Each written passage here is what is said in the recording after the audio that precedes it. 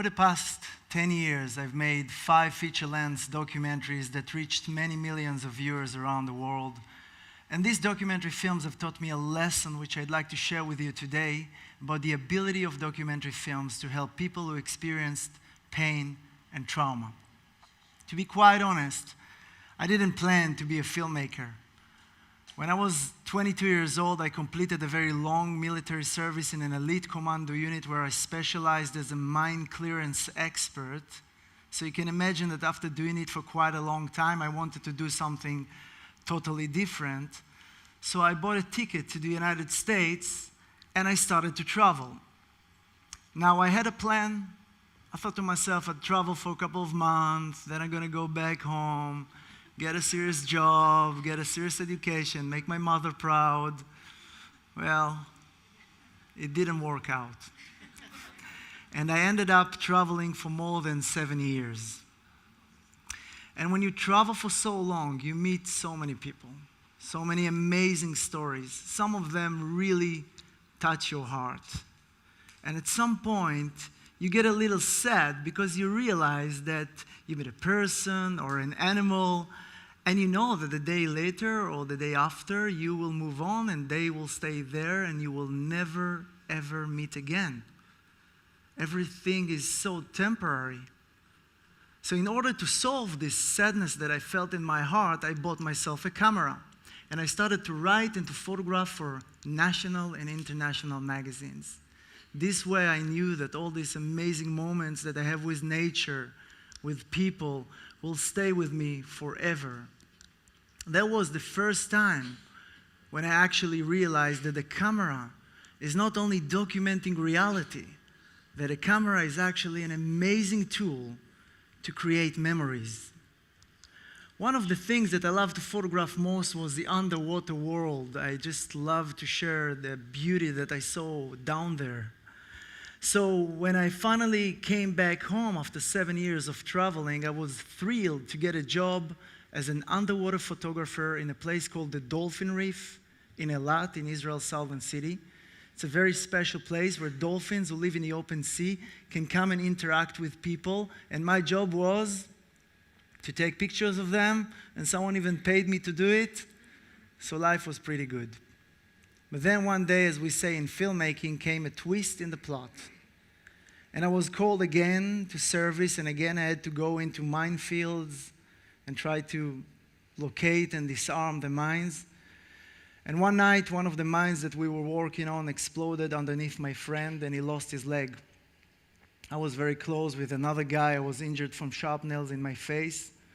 And in the first couple of minutes, I couldn't see well because of my injury. And I had to evacuate myself from this minefield alone in the middle of the night, which was a pretty terrifying experience for me. I was taken to the hospital and treated very well. And a week later, I was already back home. And from the outside, I looked just fine. But from the inside, I felt that something fundamental had changed in me. I was not the same person. I couldn't sleep at night. I was angry. I was agitated. I didn't want to see people. I didn't even want to see dolphins. So I decided to stay home.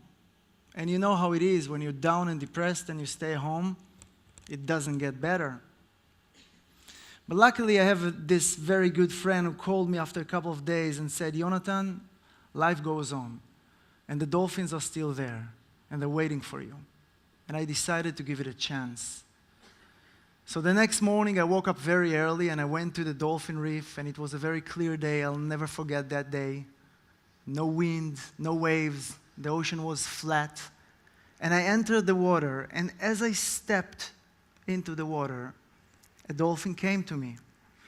And a second later, another one, and then another one, and then another one. And I was surrounded by these magnificent animals. They swam on the sides. With a little smile they always seem to have, they looked at me straight in the eye. And then they start swimming, and I followed them.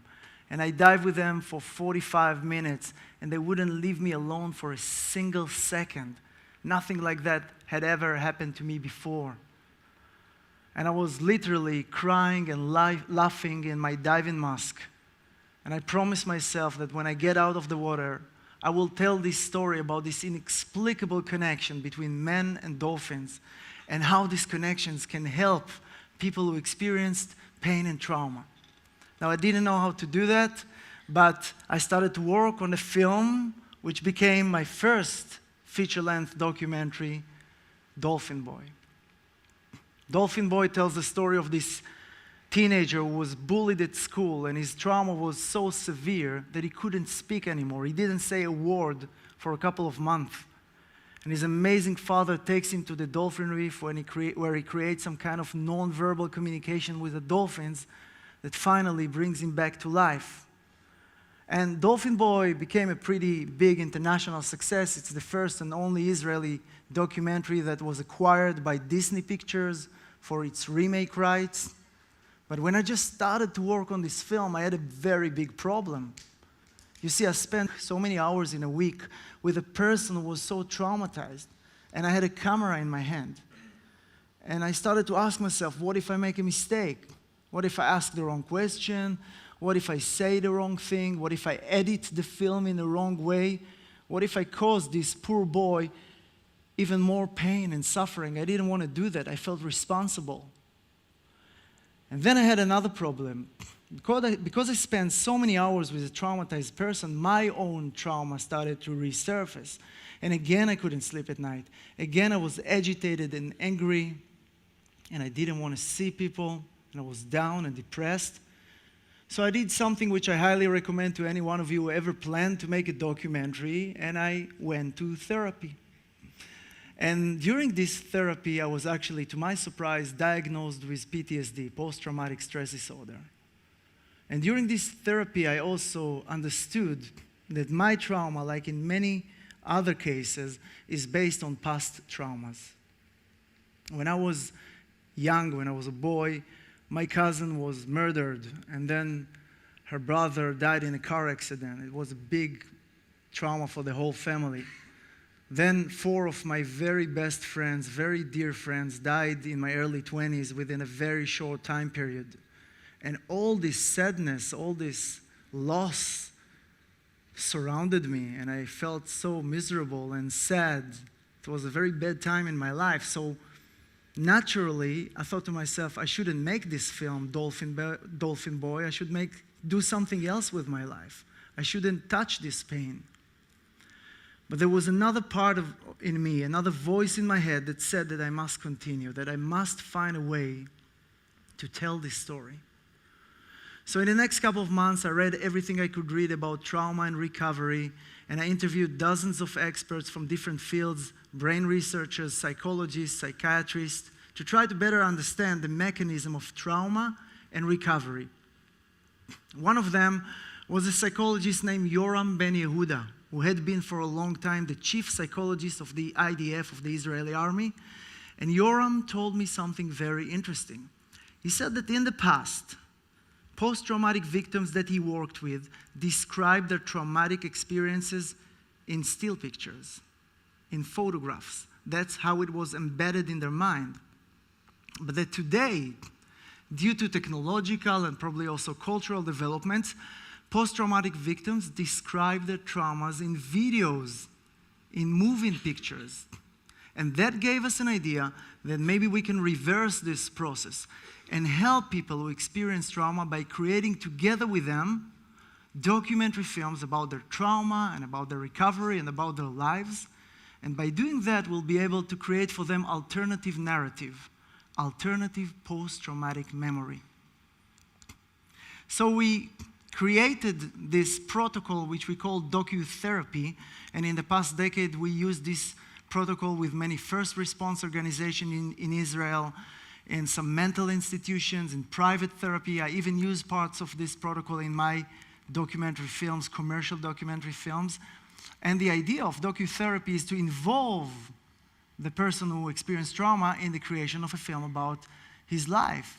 So we take people who experience trauma and we interview them, let them speak about their trauma, sometimes even reenact their trauma. Then they come to the editing room and they watch the materials together with us. And they decide how they want to structure the film and how they want to edit the film. And finally, they become the distributors of their own films by standing in front of an audience, screening their film, and speaking about their story. In this process, a victim becomes a hero, and then he becomes a storyteller. In this process, a person who lost all sense of control in the moment of trauma is regaining control as an editor in the editing room. In this process, a person often feels guilt and shame is standing in front of a big audience and finally telling his story. And then he becomes inspiration for someone else. So many times, in the end of a screening, someone comes to me or to the protagonist of my film and says, "Thank you very much. You helped me a lot. I'm going through a rough time in my life and your story helped me." And when your pain helps someone else, it takes on a sense of meaning. You see, pain is very personal, but it is also so universal. It could be bullying at school. It could be car accident. It can be fatal illness of someone we love. It can be exposure to violence. It can be sexual assault. All these things that I just mentioned, described by psychologists today as potentially traumatic experiences. So pain is personal, but it's also universal. Pain can bring us down, can make us depressed and lonely. But I've learned that pain can also connect us, bring us together, and that documentary films can play an instrumental role in helping with this transformation.